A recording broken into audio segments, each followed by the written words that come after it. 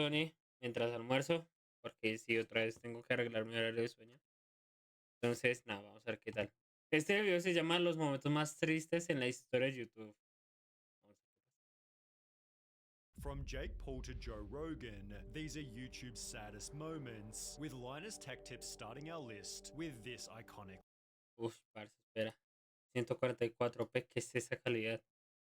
Uy, ese video no lo recordaba. From Jake Paul to Joe Rogan, these are YouTube's saddest No lo moments, with recordaba. Linus Tech Tips starting our list with this iconic live stream. He was supposed to be celebrating 10 million subs, yet Linus began the stream with a pretty ¿Es somber Linus? tone. So yeah, I don't know. I don't know how it all happened. I've got this following of literally 10 million.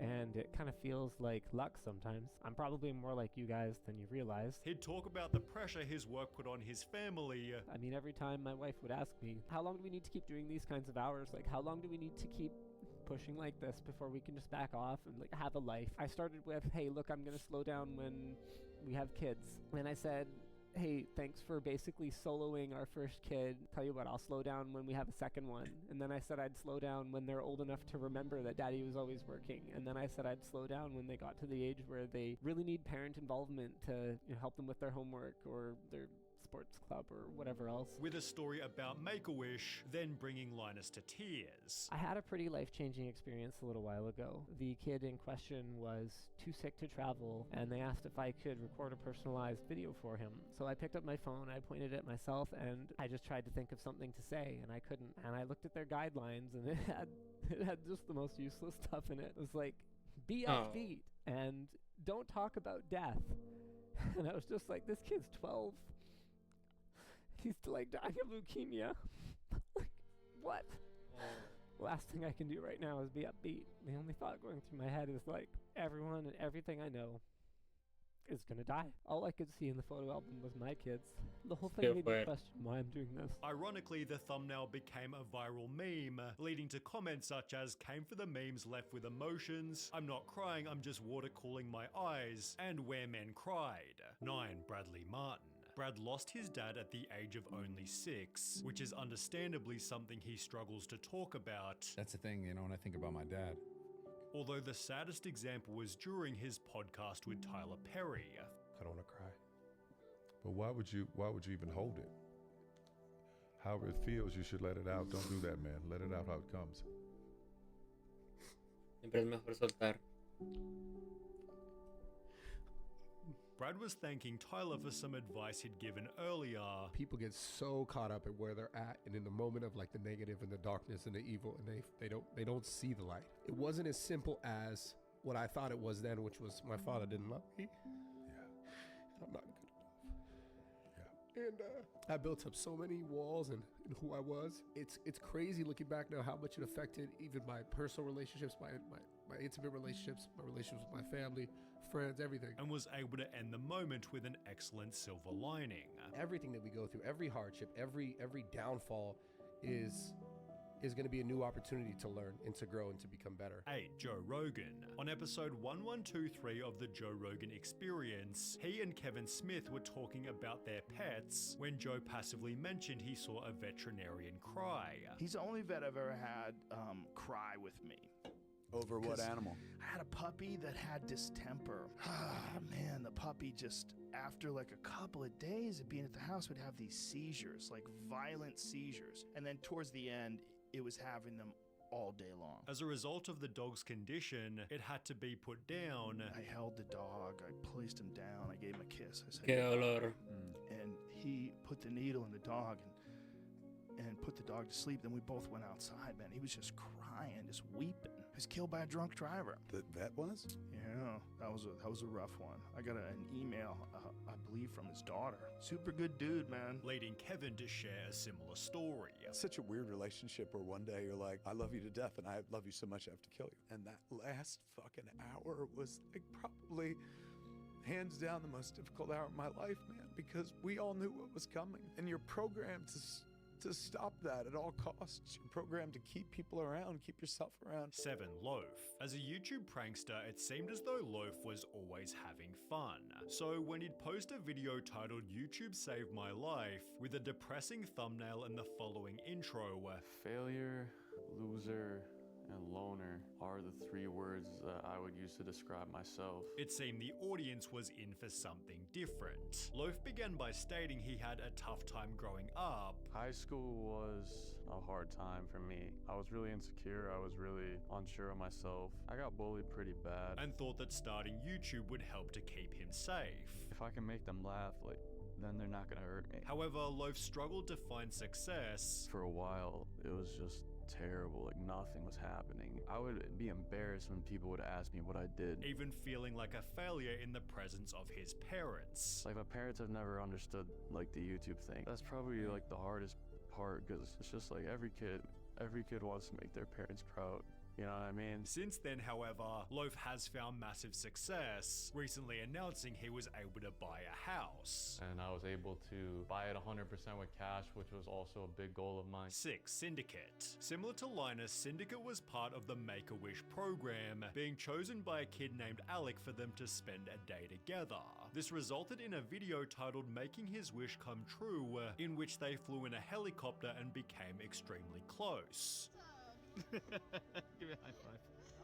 Did you enjoy the helicopter ride then? Syndicate inspired Alec to open his own channel. Hi everybody, thank you so much for over 200 subscribers already. That's pretty crazy. However, just 43 days later, Syndicate made a Todos recordamos nuestros primeros 100 suscriptores.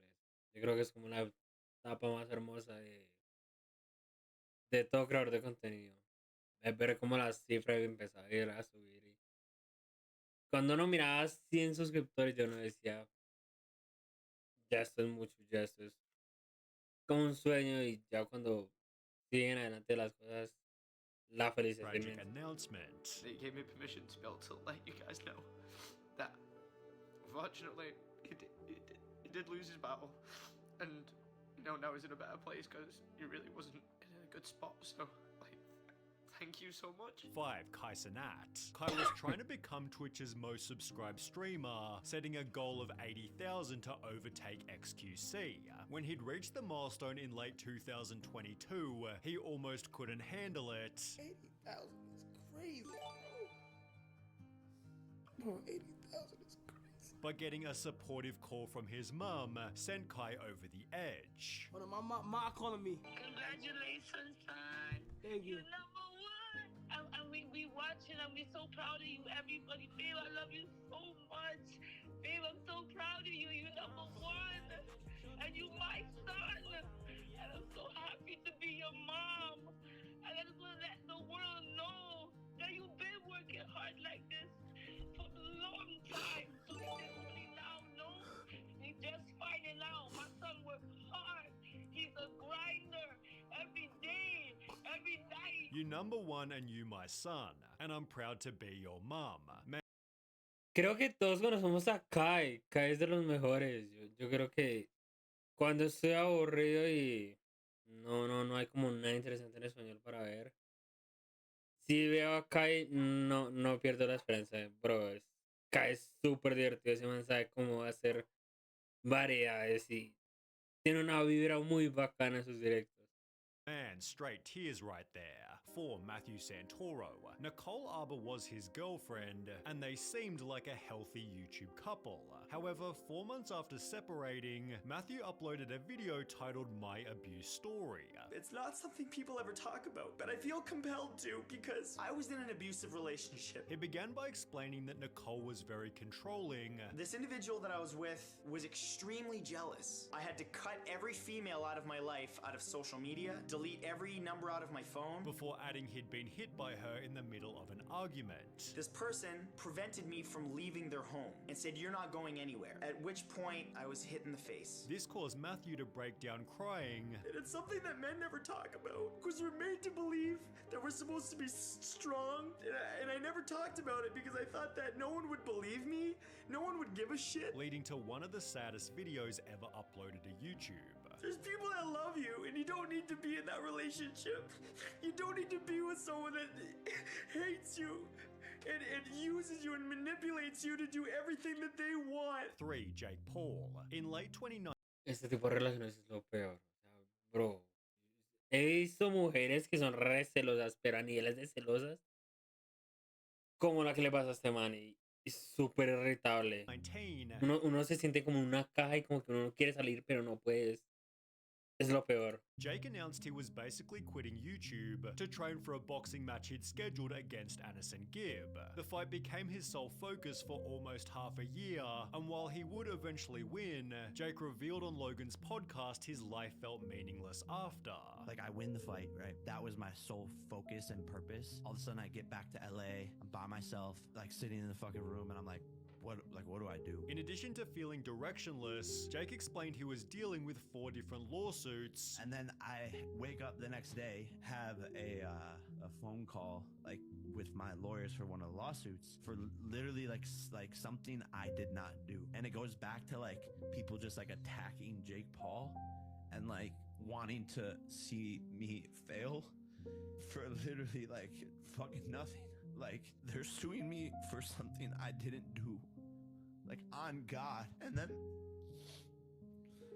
You're good. Take a break. Take a break. Yeah, take a breather. We breather. can sit for a second. Which consumed not only his life but his family's as well. my mom is like spending hours of her day when she's retired. She's in Hawaii and they're like, yo, your son has to pay this. Like, it just like so stupid. 2. Dan TDM. Dan's dog Ellie was a staple in his videos ever since he got her back in 2013. She helped Dan film reaction videos, fashion shows, and even Minecraft content, stealing the hearts of up to 30 million viewers. So when he'd upload a video titled Goodbye Ellie, Dan and his audience were totally devastated. Yesterday, unfortunately, Ellie died. He'd explain exactly how Ellie passed. Stings even more because she went in for an infected tooth, so she had to go in for an operation, and she just didn't wake up. Just before we got the phone call that happened, we were already planning like how we were going to work out picking her up when our operation is finished, and then you just get hit with that. Calling the loss one of his most difficult challenges. I know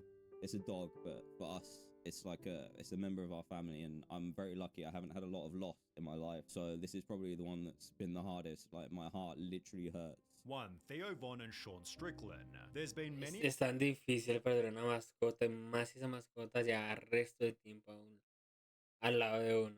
Es un sentimiento horrible. A sad moment on... Uno a veces quiere como que ellos estén bien, pero la realidad es que, bro, dejan un vacío Theo Von's horrible. podcast. Oh yeah, dude. We cry on here every week. Sorry, dude.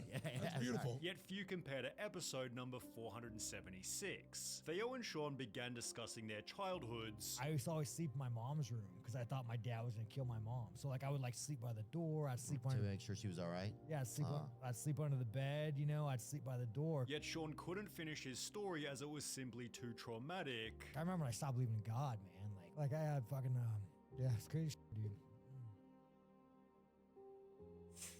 Yeah, I'm sorry, bud. Oh, So, man.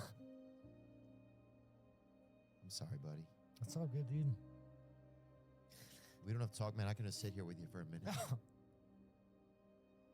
can just sit here. We can just sit Nah, here. it's all good, dude. Just take a second, just process it. Leading Theo to comfort him by offering his own story. Dude, I remember being so scared when I was a kid. Like I was saying, like I remember hearing that like animal peed somewhere, another animal wouldn't come. So I would stand up on my bed at night and I would pee around my bed in a circle because I was afraid that things were gonna get me. Shit, who were you afraid? Like any particular? Just everything. Ah, bro, eso yo sí me lo esperaba así de fuerte. Puta. O sea, así como cuestión de que han pasado esos momentos en inglés.